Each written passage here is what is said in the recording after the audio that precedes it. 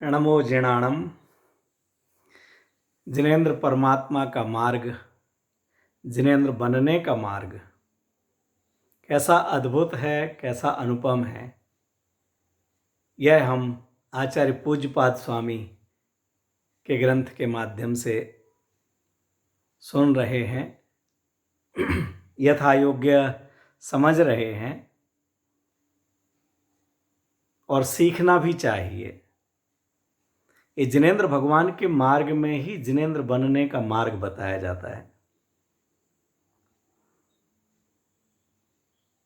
सर्वज्ञ परमात्मा आत्मज्ञ हैं। जो आत्मज्ञ होता है वही सर्वज्ञ होता है।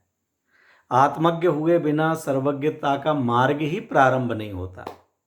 आत्मज्ञ होते ही सर्वज्ञ नहीं हो जाते, लेकिन जो आत्मज्ञ होता है वही सर्वज्ञ होता है।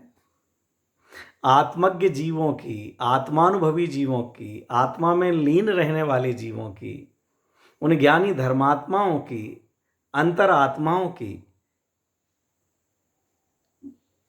दशा कैसी होती है, उनकी चित्तवृत्ति कैसी होती है, उसकी चर्चा हम पिछले छंदों से कर रहे हैं। कल बात की थी कि जो आत्मानुभवी जीव है, आत्मस्थिर रहने वाला जीव है, ज्ञानी धर्मात्मा, मुनि धर्म को धारण किए हुए जो जीव हैं, वो एकांत में ही रहना चाहते हैं। जिसे अपना अनेकांत स्वरूप समझ में आ गया, वह बाहर में एकांत चाहता है, और जो अपना स्वरूप एकांत रूप समझता है वह बाहर में अनेकांत को चाहता है, अर्थात एकांत से भयभीत होता है। उसे बाहर में अनेक लोग चाहिए। क्यों? अंदर में एकांत स्वरूप, एक स्वरूप को, एक धर्म को स्वीकार किया है। और जिसने अपने अंदर में ही अनंत वैभव को देख लिया, अनेकांतात्मक वस्तु को स्वीकार कर लिया, उसे बाहर का अनेकांत चाहिए ही नहीं। यह दशा है ज्ञानी जीवों की। इच्छत एकांत संभाषम निर्जनम, निर्जन स्थान में। हम जन को ढूंढते हैं, वो निर्जन में जाते हैं। जनिता आदरहा, और जन अन्य मंत्र तंत्र आदि के प्रयोगों को जिन्होंने सर्वथा निषिद्ध, भैया इस संबंध में हमारे पास मत आना। कोई व्यापार, शादी ब्याह के आशीर्वाद पाने के लिए, धर्मशाला मंदिर बनाने के आशीर्वाद पाने के लिए हमारे पास नहीं आना, ऐसा बुद्धिपूर्वक जिन्होंने निषेध किया है। क्यों? जिनको जो रुचता नहीं है उसकी चर्चा भी अच्छी नहीं लगती है। अब आगे कहते हैं कि और कैसी दशा हो जाती है। बहुत ही सुंदर चित्रण और संक्षेप में चित्रण आचार्य पूज्यपाद स्वामी 41 नंबर छंद में कर रहे हैं। ब्रुवन्नपि न ब्रूते गच्छन्नपि न गच्छति। ब्रुवन्नपि हि न ब्रूते गच्छन्नपि न गच्छति। स्त्रीकृतात्मतत्त्वस्तु पश्यन्नपि न पश्यति, पश्यन्नपि न पश्यति। वाह! धन्य है वह दशा जो जिसने अपने चित्त को आत्मा में लगा दिया है, आत्म स्थिरता प्राप्त कर ली है। वह ब्रुवन्नपि ही न ब्रूते, बोलते हुए भी नहीं बोलते, गच्छन्नपि न गच्छति, जाते हुए भी नहीं जाते, पश्यन्नपि न पश्यति, देखते हुए भी नहीं देखते।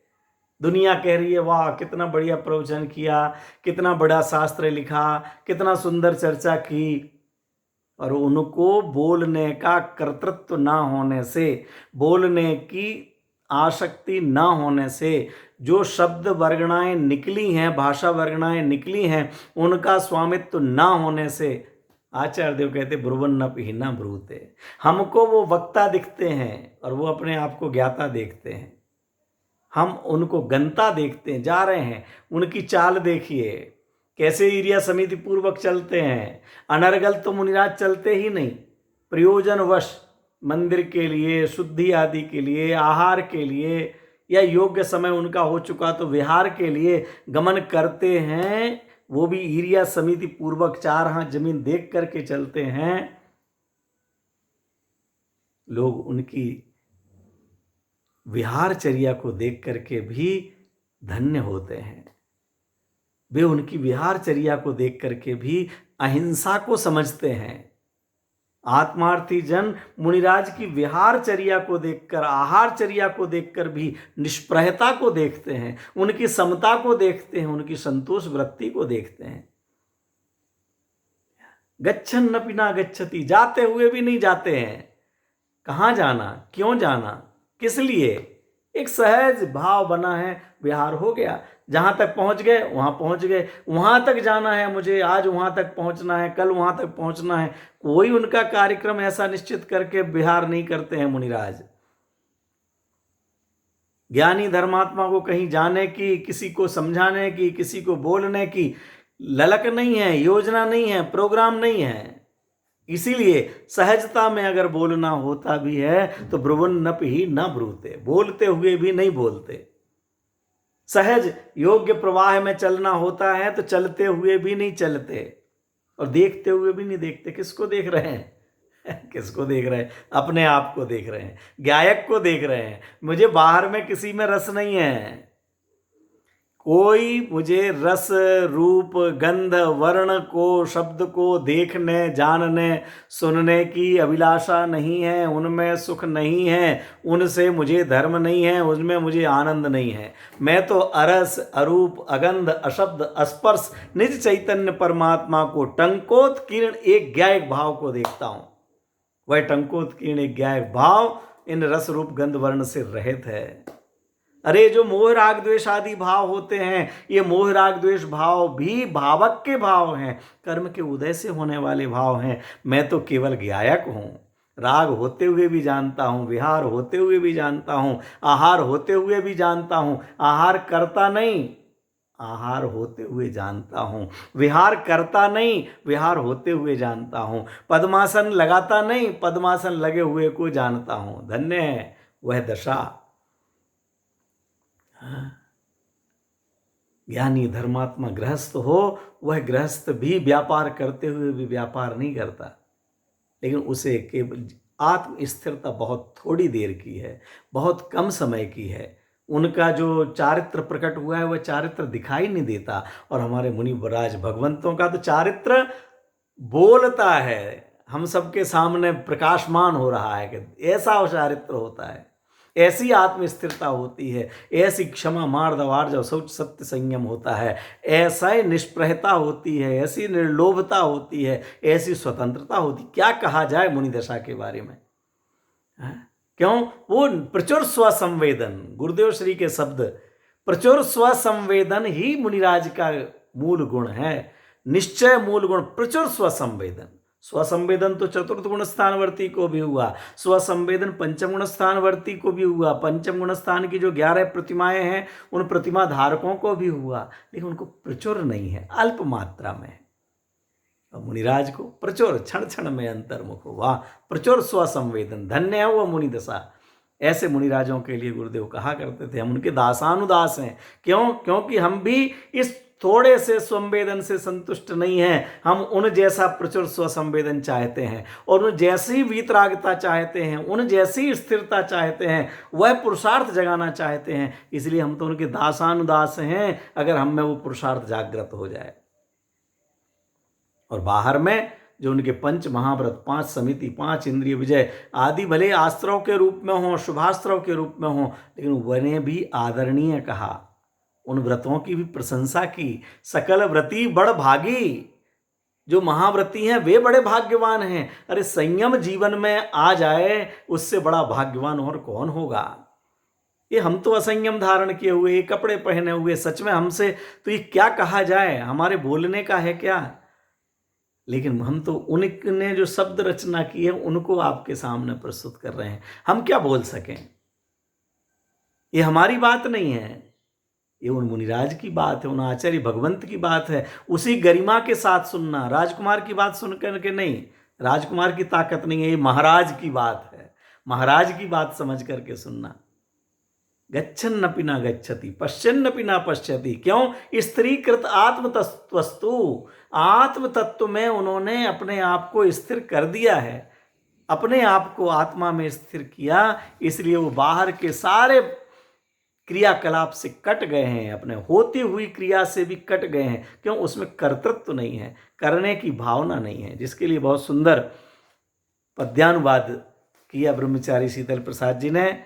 देखत भी नहीं देखते, बोलत बोलत नाई, दृढ़ प्रतीत आत्म मही, चालत चालत नाई। देखो, देखत भी नहीं देखते, बोलत बोलत नाई, दृढ़ प्रतीति आत्ममयी, चालत चालत नाई। और कैसी दशा होती है? तो यहां पर अगला छंद कहते हैं 42 नंबर का, किमिदम किमिदम कीदृशम कस्य कस्मात् क्वेत्य अविशेषयन्। क्या? किमिदं कीदृशं कस्य कस्मात् क्वेत्यविशेषयन्, स्वदेहमपि नावैति योगी योगपरायणः। वाह! स्वदेहमपि नावैति। क्या कह रहे साहब महाराज, हमारे तो समझ में नहीं आई, बताते हैं भैया।